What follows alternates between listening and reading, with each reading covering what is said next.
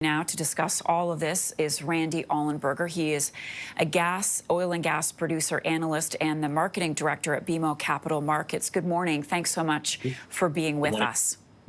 So let's begin with where things stand with the United States eyeing these oil reserves. Trump will be meeting with U.S. oil company representatives at the White House. It doesn't seem at this point, Randy, that there is a lot of enthusiasm out there. What are the benefits? What are the risks for American oil companies to move into Venezuela and take over? Well, absolutely. So, once bitten, twice shy. The companies that have been in there, like Chevron, Exxon, Conoco, certainly had all their assets expropriated in 2007. And so they are certainly cautious about that.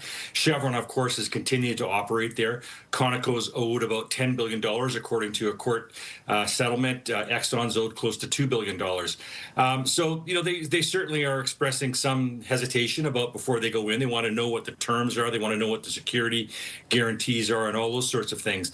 But I think there's also a lot of interest in seeing what could be exploited there. There's a level of oil companies below those super majors that are certainly very keen to get in there and look at this new oil resource that hasn't been exploited in the last 20 years. And so I think there is legitimate interest there if the business conditions, are acceptable. How long, realistically, would it take to get these oiled fields to produce more oil? I think you're probably looking at a minimum of 2 years before you'd see some incremental production, and probably more like 5 years before you'd see a meaningful amount. So you have to remember that Venezuela was producing close or a little over 2 million barrels a day 10 years ago. It wouldn't take that much to get there, but probably about 2 years to restore pipeline capacity and make sure all the facilities are up to spec. Going beyond that and making investments in terms of new facilities, new production, that's going to take a little bit longer. So that's in that 3 to 5 year period of time. But the resource is there. And keep in mind, they're probably not operating under the same regulatory and environmental conditions that companies are in North America. So it's going to be a little bit quicker in terms of building new facilities. And some analysts that I've talked to this week say, take a deep breath, Canada. Others say that kind of puts us on notice. Where do you stand on this and the potential impact on our energy sector? Well, in the very short term, it really doesn't have much of an impact. Venezuela is not producing any more today than they were a month ago. The blockade is still in effect, and until Venezuela holds free elections and meets all the other conditions that the U.S. has placed on them, we're not likely to see the sanctions lifted. However, once the sanctions are lifted, we are likely to see Venezuelan oil coming into the United States. That will present some challenges for Canadian producers that are moving oil down to that U.S. Gulf Coast today. But also importantly, Canada is growing its oil production. So Western Canadian oil production is probably going to grow by about 370,000 barrels a day over the next 2 years.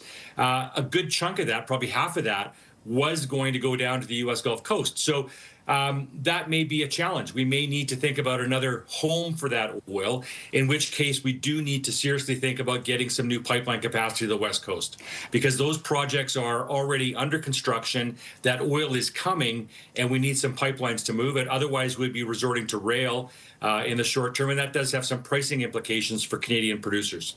So with the news today that the Prime Minister will be going to China and Russia, big consumers of Venezuelan oil, there's potential here for the U.S. to really tick those countries off. Is there a potential, is there an opportunity here for Canada to get involved somehow with oil? Well, China has a big appetite for Canadian heavy oil. It's an ideal feedstock for their petrochemical industry. We understand there's up to 1 million barrels a day of incremental demand from China for Canadian oil. So there is a market there. There's a business case there to move that Canadian oil. We have a very good cost structure. Canada produces amongst the lowest cost barrels in the world. We also have a very good environmental track record. So I think there is a logical business case to move more Canadian barrels to Asia. We just need the pipeline capacity in place to do so. Randy, thanks so much for taking the time to speak with us. Great to have you on. Randy Ollenberger is an oil and gas producer analyst and the marketing director at BMO Capital Markets. We need to take a break.